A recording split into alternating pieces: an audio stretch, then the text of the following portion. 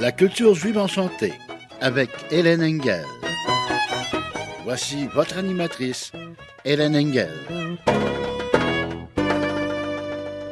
Bonsoir à tous, shalom les koulam. Aujourd'hui, la culture juive enchantée va vous parler d'un compositeur juif russe très peu connu, et c'est bien dommage, car sa musique est très belle. Il s'agit du compositeur Alexandre Krein. En fait, son talent a été assez reconnu de son vivant, surtout par ses collègues et en Russie, son pays d'origine, mais on ne le connaît presque pas dans le monde occidental. Le label Toccata Classique a publié fin 2019 un album de sa musique de chambre, donc purement instrumentale, et on y trouve des œuvres qui s'étalent sur près de 40 ans, puisque la plus ancienne date de 1901 et la plus récente de 1937. Le maître d'œuvre de ce projet est le violoncelliste Aaron Zelkovitch, qu'on aura en plus la chance d'entendre sur cet album, mais qui a aussi rassemblé les musiques, les musiciens et tout ce qu'il faut pour faire un album. Je vous introduis très brièvement le compositeur pour que vous puissiez resituer sa musique dans ce que vous connaissez de l'histoire de la musique en général. Alexandre Krein est né à la fin du XIXe siècle en Russie. Ses compositions sont au carrefour de plusieurs courants musicaux. La musique russe d'une part, des derniers romantiques aux premiers modernistes, et bien sûr, la musique juive. Je vous propose d'écouter le morceau le plus ancien qui figure sur cet album. Il a été publié en 1901. Alexandre Krein avait tout juste 18 ans. C'est une œuvre assez particulière. C'est une pièce en un seul mouvement, juste pour 4 violoncelles. On soupçonne qu'il a écrit cela au conservatoire pour le jouer avec ses camarades d'études. La pièce se divise en 3 sections. Les première et troisième sections sont constituées d'un motif d'une mesure qui se poursuit en changeant sur les 2 mesures suivantes, et ce schéma se répète durant les 2 parties. Quand on arrive à la deuxième partie, celle du milieu donc, ça passe par un changement harmonique qui fait penser un peu à la musique de film des années 30. En fait, les musicologues s'entendent à dire qu'ils reconnaissent l'influence du compositeur Grieg. Mais on peut aussi percevoir l'influence de Scriabine, en particulier la 3e symphonie de Scriabine, dont Alexandre Krein dit plus tard que ça a été une influence majeure dans sa musique. On écoute Fragments lyriques, et c'est l'opus 1A.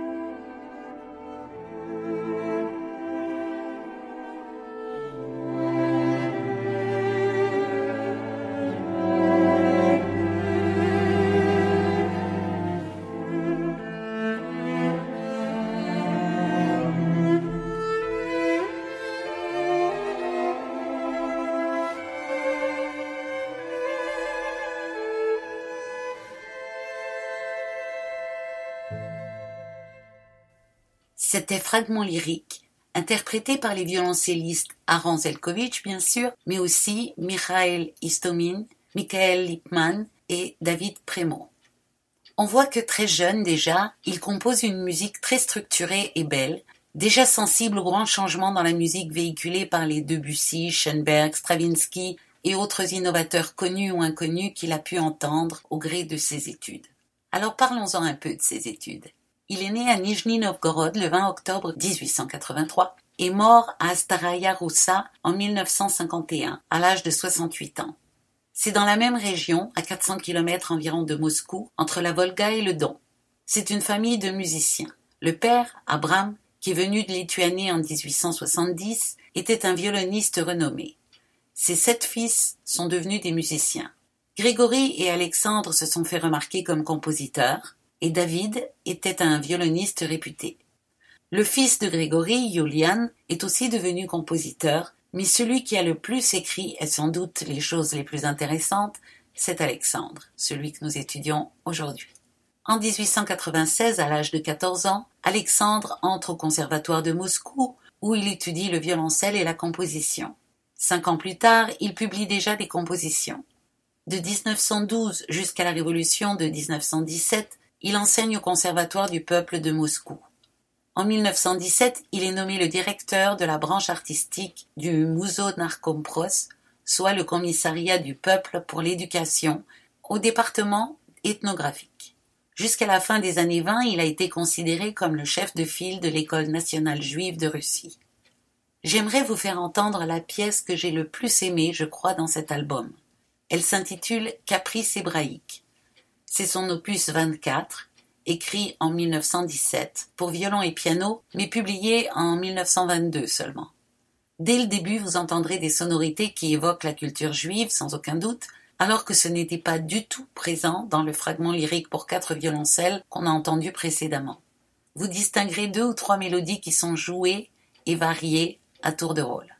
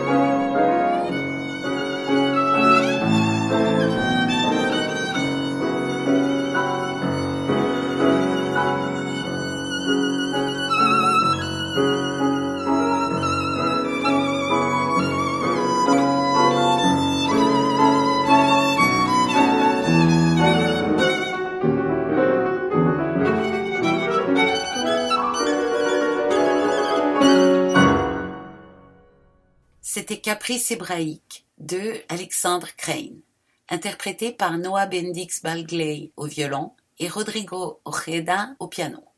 Alors que disent les doctes musicologues de son style ? Ils disent que son esprit pionnier l'a conduit à intégrer les intonations sacrées et profanes de la musique juive dans un langage innovateur influencé par l'impressionnisme français et la musique de son ami Alexandre Scriabine. Son héritage musical juif était une source d'inspiration constante pour Alexandre Crane. Beaucoup de ses compositions instrumentales s'y réfèrent, comme le caprice hébraïque qu'on vient d'entendre, ou les esquisses juives qu'on va découvrir un peu plus tard. En 1921, il a composé un kaddish pour ténor, chœur et orchestre, et à partir du milieu des années 20, il écrit la musique de pièces données par le théâtre dramatique juif de Moscou. Il y a aussi une large part de compositions purement classiques et d'autres très soviétiques, comme par exemple son opéra révolutionnaire intitulé Zagmouk, composé en 1930, ou la pièce Threnody, à la mémoire de Lénine, composée en 1925. J'ai évoqué plus haut l'influence de l'impressionnisme musical français, et on va entendre un extrait d'un morceau intitulé Élégie pour violon, violoncelle et piano, où cette influence se perçoit très bien. Et pourtant, au même temps, on est dans une atmosphère assez voisine de ce qu'on entend dans les mouvements lents de ses compatriotes romantiques Tchaïkovski, Rachmaninov, notamment dans le lyrisme mélodique et la richesse harmonique. C'est le comment de cette richesse harmonique, la souplesse rythmique et les transitions qui font penser à Debussy. Cette élégie a été publiée en 1913. Alexandre Crane avait juste 30 ans. Pour les auditeurs musiciens, prêtez attention à la façon dont il utilise les chromatismes. Pour moi, c'est un peu sa marque de fabrique. On l'a déjà entendu dans le premier morceau et ce sera de plus en plus présent au fur et à mesure de l'évolution de son écriture.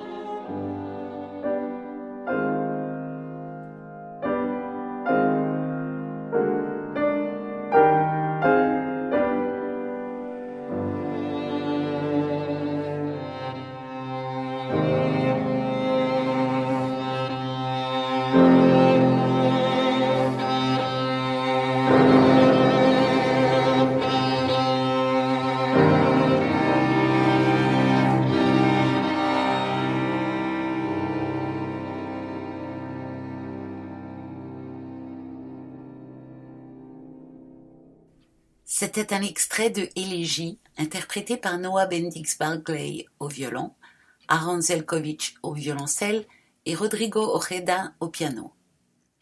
Pour ce qui est de l'influence juive, on en a déjà eu un aperçu avec le caprice hébraïque. Souvent, les musicologues, philosophes de la musique, théoriciens, etc., adorent se disputer sur l'authenticité des motifs mélodiques, la valeur des innovations. Bref, la bonne vieille question, qu'est-ce qui est juif dans la musique? Mais ce n'était en aucun cas quelque chose qui préoccupait Alexander Krein. Le compositeur Saminsky, par ailleurs très bon, dit que parfois on ne peut démêler si un air est russe, polonais, juif, moldave, et que si on veut composer juif, il faut s'inspirer des cantillations et des psaumes bibliques. Alexandre Krein est loin de ces considérations. Si ça lui plaît, et si, à tort ou à raison, c'est identifié par les auditeurs comme du matériel juif, alors c'est juif et c'est bien. On va entendre maintenant une de ces esquisses juives du début, car composée en 1907. À cette époque, il avait 24 ans. C'est écrit pour clarinette et quatuor à cordes, et c'est un peu à la suggestion du grand folkloriste Joël Engel, ou en russe Yuli Engel, qu'il décide d'écrire des compositions à forte coloration juive, et pour ce faire, il est allé farfouiller dans les carnets de notes de son père, qui faisait du collectage dans les shtetl et les campagnes. Dans ces carnets, il a trouvé des mélodies dont il s'est inspiré. Ce sont les premières compositions qu'il ait faites sur du matériel juif. Ces mélodies et bien d'autres avaient bercé son enfance. La suite dont nous allons entendre le deuxième morceau est en 3 mouvements. Le premier est le plus complexe, où chromatismes et harmonies inattendues foisonnent. Il est suivi ensuite par celui que nous allons entendre maintenant, Andante con anima et Allegretto grazioso, qui est aussi justement entre ces deux humeurs, une plus mélancolique et l'autre plus guillerette.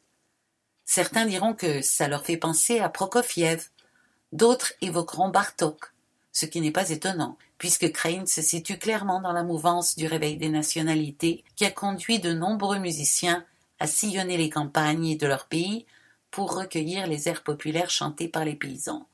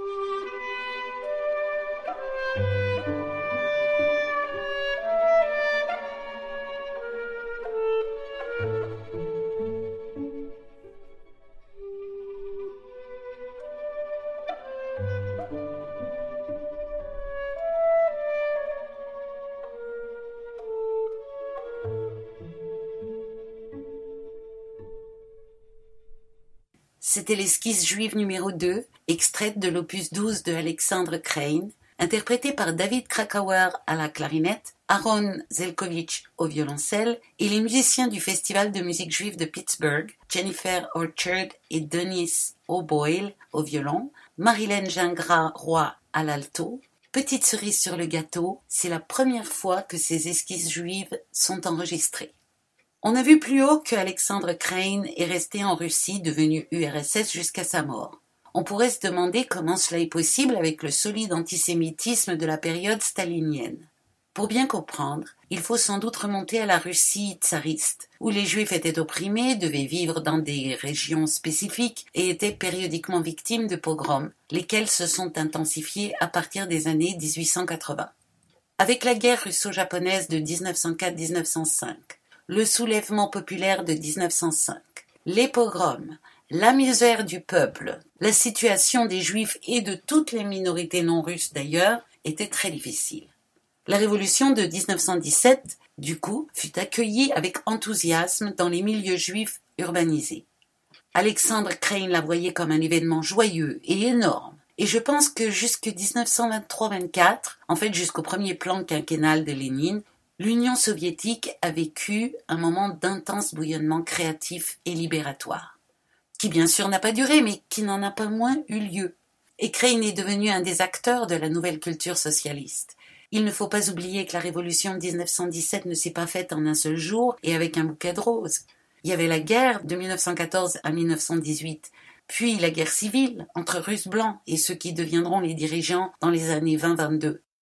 Pendant ces temps troublés, très rapidement, le nouveau gouvernement soviétique punira toute expression antisémite à des peines pouvant aller jusqu'à 1 année de prison. Bref, Alexandre Krein sera un enthousiaste collaborateur culturel et sera bien accepté bien que juif. Pendant la guerre, il sera évacué avec les autres musiciens soviétiques dans une ville pas loin de la Géorgie, puis à Tbilissi, et rentrera à Moscou en 1944 où il reprendra sa position et composera de la musique très soviétique dont je vous ai cité quelques titres au début de cette émission. Sa musique aura d'ailleurs un beau succès. Je n'ai pas entendu les pièces composées entre 44 et 51, donc je ne sais pas si elles contiennent encore des éléments typiquement juifs comme ce que je vous ai présenté, mais ça m'étonnerait qu'il n'en reste pas un petit peu. Alors l'œuvre la plus récente figurant sur cet album est l'opus 50, qui est une suite de danses pour piano à l'origine, mais qu'on va entendre ici arrangée pour piano et violon. L'opus 50 est constitué de 10 danses, dont cet album présente 5. Elles ont été composées en 1937, et le violoniste Yashar Heifetz les a entendues à l'occasion d'un des concerts qu'il a fait en 1939. Il en a arrangé une, la 4e, pour violon et piano, et c'est peut-être ce qui a motivé le violoniste Noah Bendix Bailey, qui joue sur cet album et que vous avez déjà entendu donc, à harmoniser les 4 autres danses de cet album. Écoutons la 2e danse, Andantino non troppo, qui pourrait vous faire penser à une œuvre que vous connaissez plutôt bien, le violon sur le toit. On sent très bien les influences de la musique juive d'Europe centrale dans cette danse.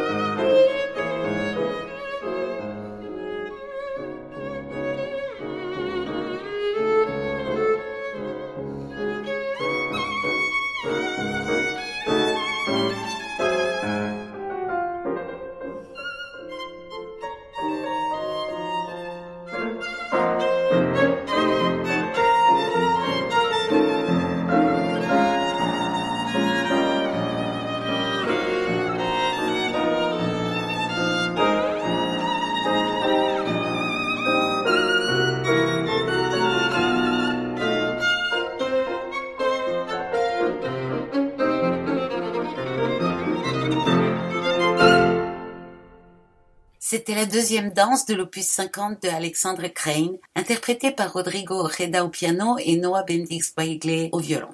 il ne se foulait pas trop pour baptiser ses œuvres, Alexandre Crane. Alors dans la danse qu'il a arrangée pour violon et piano, Heifetz a mis tout un tas de défis pour les violonistes et en a fait une de ses pièces de bis à la fin de ses concerts. Comme elle est très courte, je ne résiste pas à vous la faire entendre.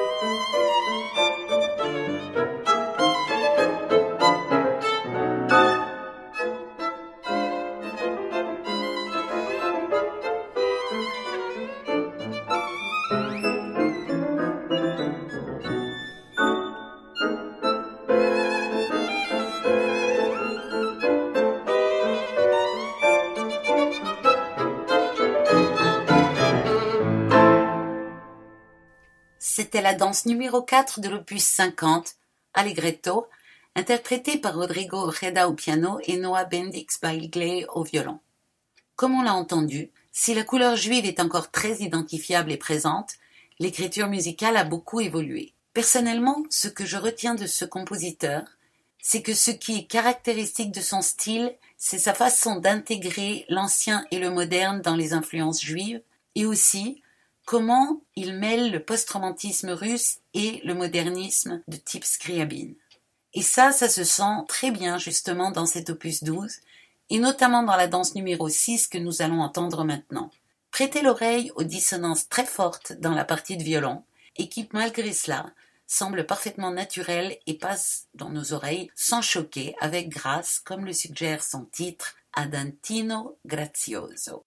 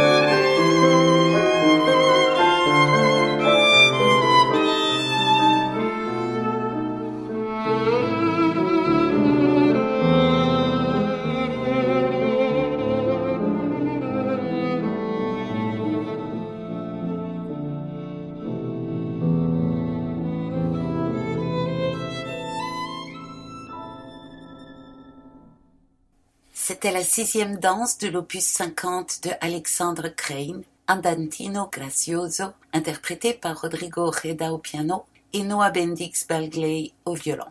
Je vous rappelle les références de ce magnifique album que je suis enchantée d'avoir découvert et que je vous recommande chaudement. Alors c'est écrit comme ça, Alexander Krein, K-R-E-I-N, Chamber Music, paru en 2019 chez Toccata Classics, et produit par le violoncelliste Aaron Zelkovich, qui est aussi le fondateur du Festival de musique juive de Pittsburgh, et dont j'aurai très certainement l'occasion de reparler, car il en est à son 5e album d'une collection qu'il appelle Russian Jewish Classics, et je suis très curieuse de découvrir les albums précédents. Vous êtes sur Radio Shalom Montréal, hébergé par Radio Gospel sur 1650 AM, à l'émission La Culture Juive Enchantée, animée par Hélène Engel. Et maintenant, la culture juive a reçu un tout nouvel album du groupe français Gefilte Swing, intitulé Klezmer Zazu. Alors on va faire un petit glossaire éclair. Le klezmer, on sait ce que c'est de la musique juive, en général instrumentale et en général pour les fêtes. Mais bien sûr, il y a des tas d'exceptions. Le Gefilte Fish est un plat traditionnel de la cuisine juive ashkénaze du poisson farci. En France, vu que la carpe était un gros poisson pas cher, on le connaît comme carpe farcie. Le swing, c'est le jazz des années 20 à 40, en gros, avec la naissance des big bands et de tous les grands jazzmen comme Duke Ellington, Count Basie, etc. Le verbe to swing, c'est se balancer et par extension danser. Donc, Gefilte Swing, c'est une musique juive farcie de plein d'autres influences, dont beaucoup de jazz. Et comme l'album s'appelle Klezmer Zazu, parlons des zazous, les zazous étaient un courant des années 40 en France qui se distinguait par un habillement à la mode américaine et une sorte de caricature des snobs anglais. Ils adoraient le jazz, ils affichaient une attitude je m'en foutiste et insouciante à l'égard de la guerre et défiaient l'autorité, qu'elle soit allemande ou française. Lorsque les lois raciales de Philippe Pétain et les nazis obligèrent les juifs à porter l'étoile jaune, un certain nombre de zazous, par défi, s'affichèrent avec une étoile jaune marquée zazou, swing ou goy. Pas par engagement, mais par esprit de contradiction et de défi. Ils furent arrêtés et conduits au camp de Drancy avant d'être relâchés. Donc, Gefilte Swing reprend les sonorités jazz de cette période et ajoute toutes sortes d'autres influences dont on va explorer quelques-unes. Commençons par entendre un morceau où on retrouve beaucoup des caractéristiques de ce groupe. C'est la chanson My Swinging Tate. On y reconnaît le couplet de la très célèbre chanson Ayedische Mame, arrangée à la mode swing, qui est la couleur de base de Gefilte Swing, comme leur nom l'indique. Le choix de cette chanson, qui est un tube juif archi-connu, certes, est aussi un clin d'œil au papa du meneur du groupe.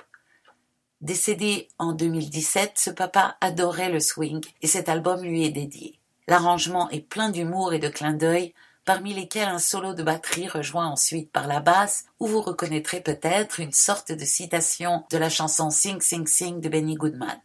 Mais ce n'est pas le seul de ces clins d'œil, et ces petites farces musicales se retrouvent sur plusieurs, sinon tous les titres, grâce aux beaux arrangements d'Alexandre Litvak.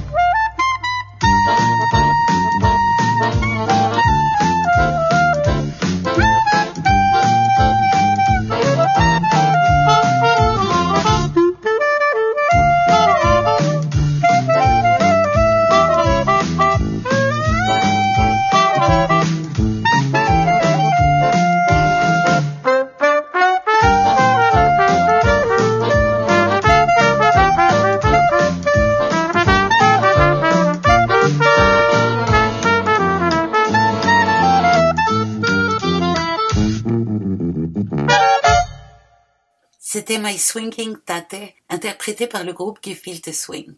Alors qui sont les musiciens qui aujourd'hui font vivre ce groupe? Ils sont 6. Une chanteuse, Miss Sirlou, un clarinettiste, saxophoniste et arrangeur, et accessoirement leader du groupe, Alexandre Litvak. Le trompettiste Laurent Vassor, l'accordéoniste Wilfried Touati, le tubiste Pascal Fabry et le batteur Clément Moreau. Le groupe, fondé en 1999, fête ses 21 printemps cette année. Au fil du temps, des musiciens sont venus et sont repartis, laissant chacun une contribution à l'évolution du groupe, et certains d'ailleurs sont revenus comme invités sur quelques morceaux de cet album. Et c'est une autre particularité de cet album, qui est le 3e du groupe Gefilte Swing. Contrairement aux 2 albums précédents, il y a une dizaine d'invités qui se sont joints à eux pour nous offrir ce très bel album, très varié et riche. On y trouve la chanson Douce France de Charles Trenet, traduite en yiddish, des reprises de succès jazz et ou populaires, des airs traditionnels, des compositions contemporaines et une chanson qui m'a particulièrement touchée car elle a été composée par un ami très cher trop tôt disparu, le chanteur Jacques Grobert, avec qui j'ai eu la chance de faire plusieurs spectacles, qui est aussi celui qui m'a guidé dans mes débuts maladroits en yiddish, toujours avec tact et toujours avec chaleur. Jacques Grobert, donc, né en 1951, décédé en 2006, était un chanteur, mais aussi un auteur, compositeur et interprète de chansons yiddish et françaises. Il avait imaginé un Al Capone, non pas né en Sicile, mais en Roumanie. Gefilte Swing nous invite à imaginer le célèbre Cotton Club de New York, où, au son de l'orchestre de Duke Ellington, mélangeant le swing et le racidisme, un Al Capone nostalgique se remémore sa lointaine Roumanie natale.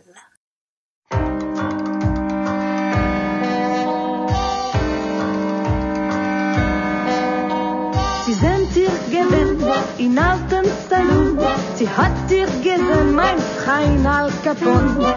Sitzt doch neben der ganze Schwinn und riecht vor mit Taschen mit Mann.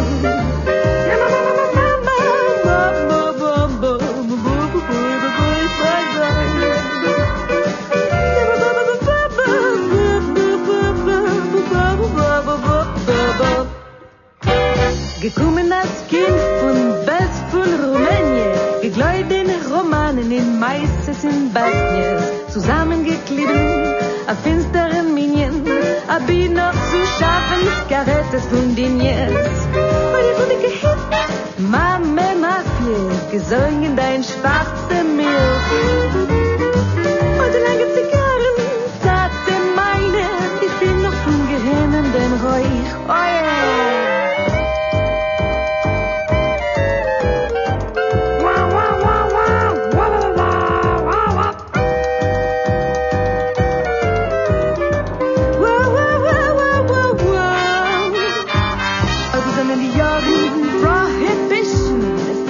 Schön bei mir, das singt. Was ist von dir geworden? Elias mit mein Steine, wie treurig an die Nisse Matzen.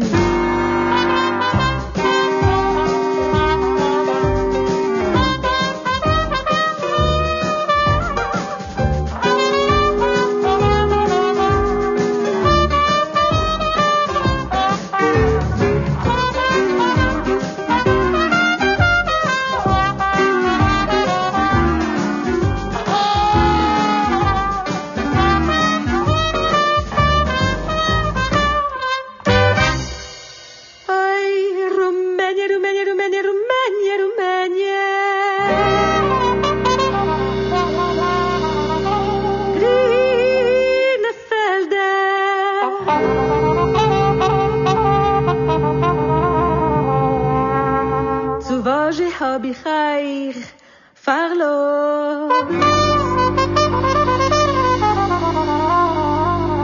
Ay, Rumänien, Rumänien, Rumänien, Rumänien, Rumänien.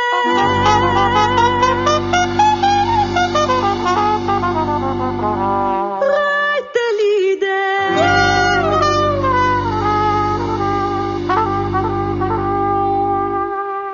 In Herzen viel ihr brennt. A Frost.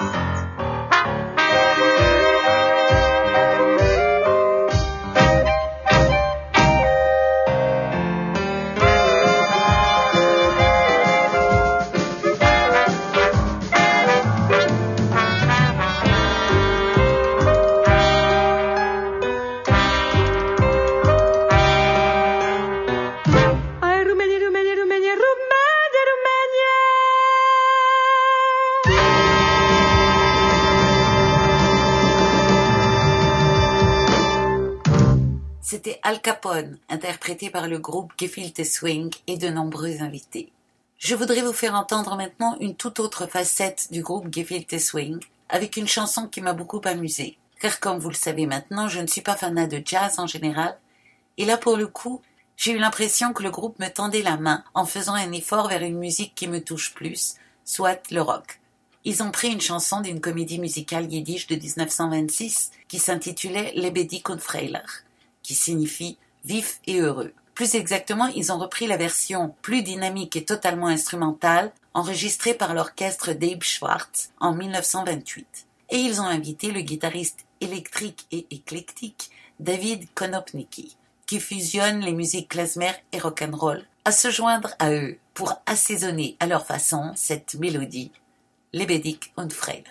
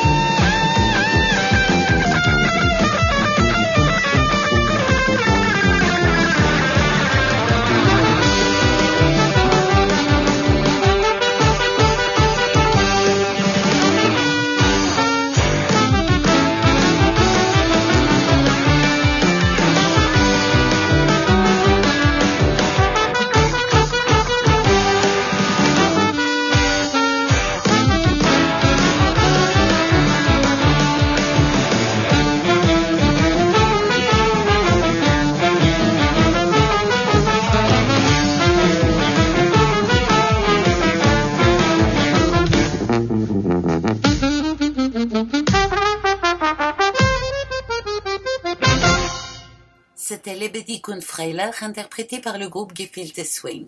Alors si vous avez aimé ce que vous avez entendu, je vous donne le temps de courir chercher de quoi prendre les références de cet album en vous parlant d'un aspect qui m'a beaucoup touché. Alexandre Litvak a conçu cet album en partie à la mémoire de son père. Un père qui, bien que russe de naissance, ne lui a pas transmis la langue, et passer par la musique est une façon d'aller vers un langage plus universel tout en restant dans la culture juive. Pour reprendre les mots de la journaliste Fleur Kuhn Kennedy, Outre l'histoire intime, c'est aussi à un niveau plus symbolique qu'il faut voir dans cet album le récit d'une formation. Ces reprises nous parlent d'un parcours intérieur, conjurant le vide de la non-transmission par une sorte de transmission inversée. Car c'est Alexandre Litvak qui a attiré son père dans le monde de la musique klezmer, leur rendant familier un univers culturel qui, d'une certaine manière, leur faisait défaut à tous les deux. Passons donc maintenant aux références de l'album. Il s'intitule Klezenzazur.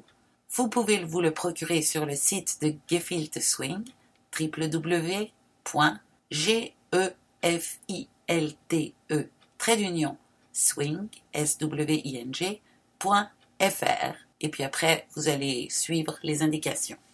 Il y a 14 chansons, l'album dure 53 minutes et il y a un livret qui donne toutes sortes d'informations précieuses, vous ne le regretterez pas.